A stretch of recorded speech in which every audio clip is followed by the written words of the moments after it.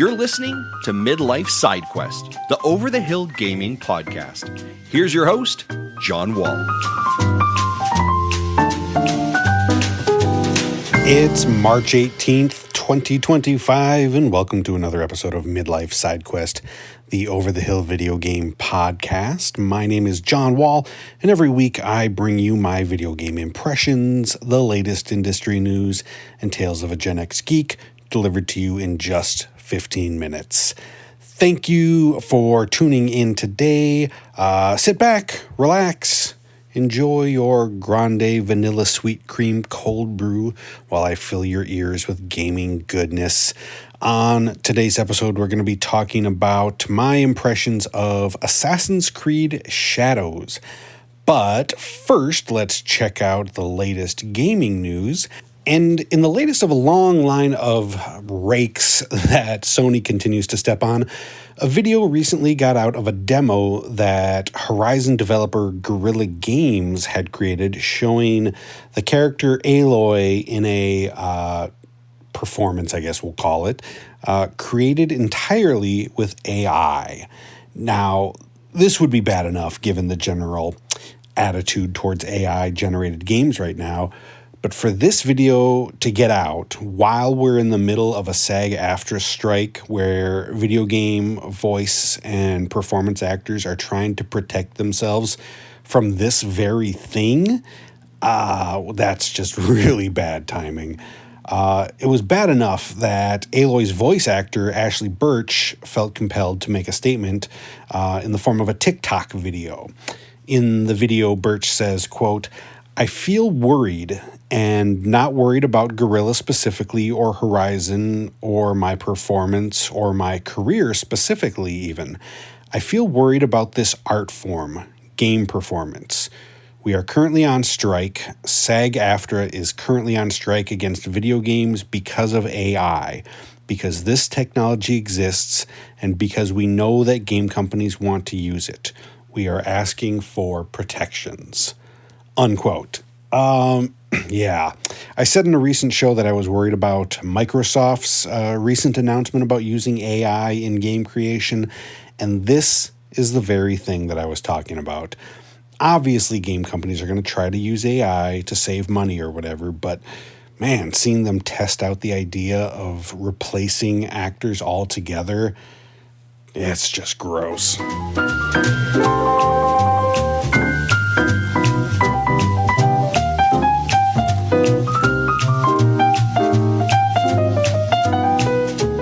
I heard a saying once that I've really related to the last couple of months. It was something like, my life is divided into two halves, before I visited Japan and after.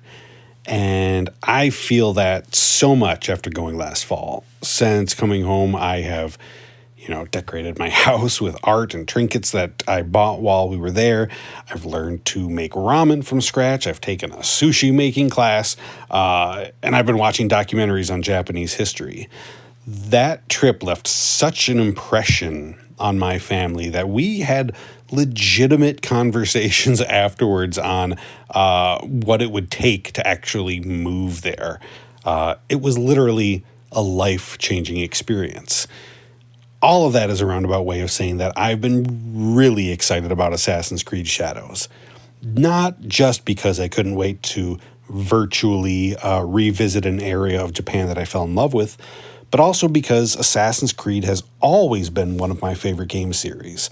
I've been playing it since the original came out back in 2007, and besides a couple of games that took a dip in quality back in the Unity and Syndicate kind of era, I've played and enjoyed just about every single one of them. So, like most of the games in the series, Shadows takes place in a very specific and important moment in history. This time, Japan, beginning in the year 1579. It was the height of power for Daimyo Oda Nobunaga, who was marching his army west across the country in an effort to unify Japan, even if it meant using some very barbaric methods to convince those who stood against him. It's a really fascinating period and story. And if you're interested in history and would like to learn even more about it ahead of the game, I recommend watching Age of Samurai on Netflix. It's a 6-part documentary that goes into detail about that period of time in Japanese history, and it's really entertaining. It'll give you a nice bit of context for the game. So in the game, you will alternate between 2 characters. Naoe, a young shinobi who is seeking revenge after her village in Iga is brutally attacked, and Yasuke, a powerful African samurai and the first playable character in the history of Assassin's Creed, I believe, who is based on an actual historical figure.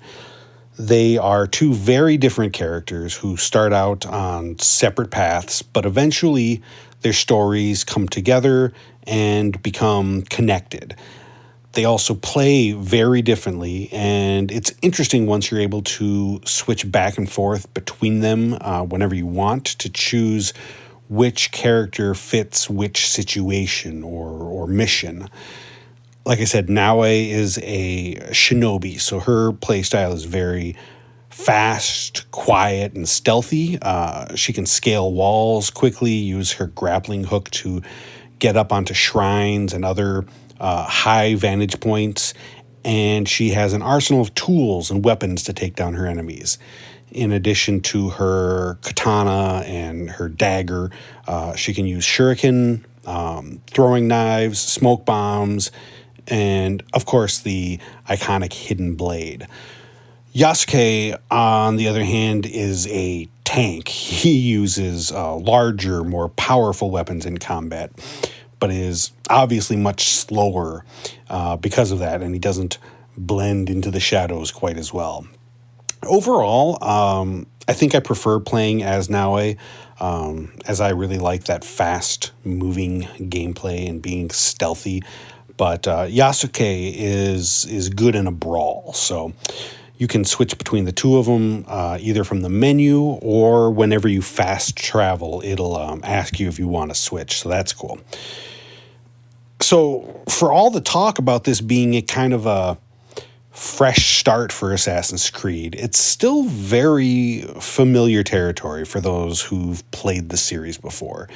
You know, you'll be uncovering clues to help identify a group of evil baddies that you've got to take out, systematically going stabby all over them.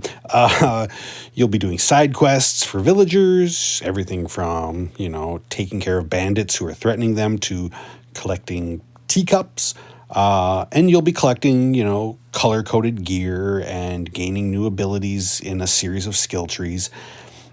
At its core, it's still that game. It is still a very Assassin's Creed game. And if you've bounced off of those, if you've, not enjoyed that formula in the past, I'm not sure that this game is going to be enough to really, turn you around on that. But they're also doing enough really cool things here that if you're a fan of the series, I think you're going to be happy with what you see. In addition to being able to switch between 2 characters, some new features include being able to recruit scouts who you can then send out wherever you want on the map to try to find your next objective and to gather resources. The game has a canon mode, which is how I'm playing, which removes all of the dialogue choices from the game and lets you kind of play out a more guided narrative, I'd say. There's now a dynamic weather system and changing seasons.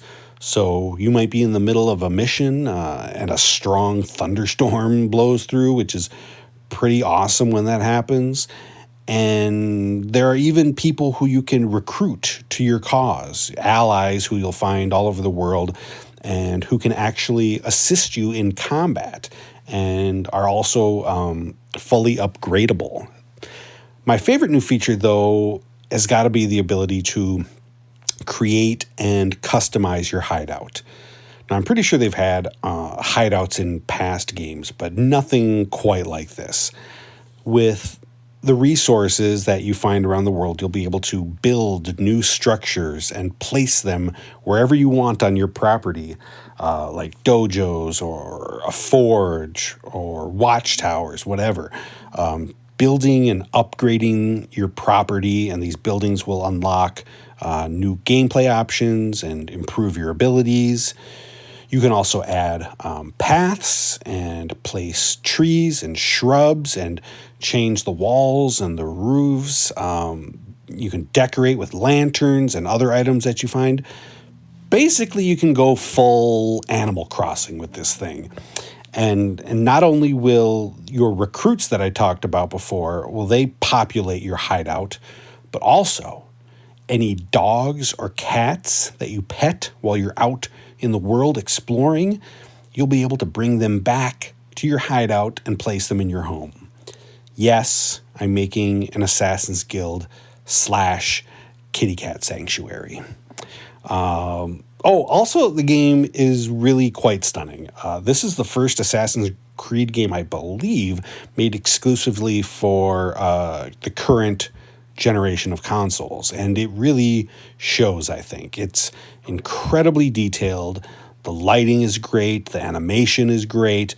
And the heavily wooded area of central Japan is just beautifully recreated, from the lush fields of flowing grass and flowers to creeks running down through dense forests, and the familiar real Japanese locations like Osaka Castle and the Gion Shrine. I am loving exploring every inch of this world, and man, it really makes me miss Japan even more. If you were looking for Assassin's Creed Shadows to completely reinvent the series, or you didn't enjoy how lengthy the later games have gotten, you might be a little disappointed in this. But for myself, someone who still loves this franchise and always finds the joy in these games, I am predictably completely obsessed, addicted with this one. Naoe and Yasuke are interesting characters. I really like that story that they're telling. It's full of amazing places to discover and quests to complete. And at about 20 hours in so far, I feel like I've barely scratched the surface. I will undoubtedly spend probably 100+ hours killing every last evil samurai, praying at every shrine, painting every wildlife scene, and scratching the belly of every adorable kitty.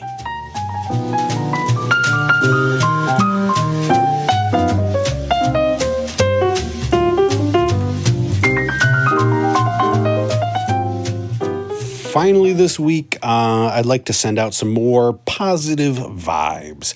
And this time they're going out to the folks at Day of the Devs. If you are unfamiliar, Day of the Devs is a nonprofit organization from Double Fine Studios and I Am 8-Bit, which provides a platform to promote indie games at in-person and digital events, all at no cost to the developers themselves or the attendees. And this week, they hosted Day of the Devs San Francisco edition at GDC, and they had a pretty rad lineup of games that they were showing off. You've got Blueprints, Esophagize, that's a great name, Find Me, My Arms Are Longer Now, another great title, Neon Abyss 2, and Teenage Mutant Ninja Turtles Tactical Takedown. Say that 3 times fast. Indie devs really are cranking out some of the most interesting stuff out there. So if you want to see what they've got coming next, go visit dayofthedevs.com. Thank you so much for listening to Midlife Side Quest. I really appreciate you making time in your day to hang out with me. You can catch a new episode of the show every Thursday morning, and occasionally a Tuesday, wherever you listen to podcasts, and you can support the show by subscribing and leaving a review. Until next time, be well and happy gaming.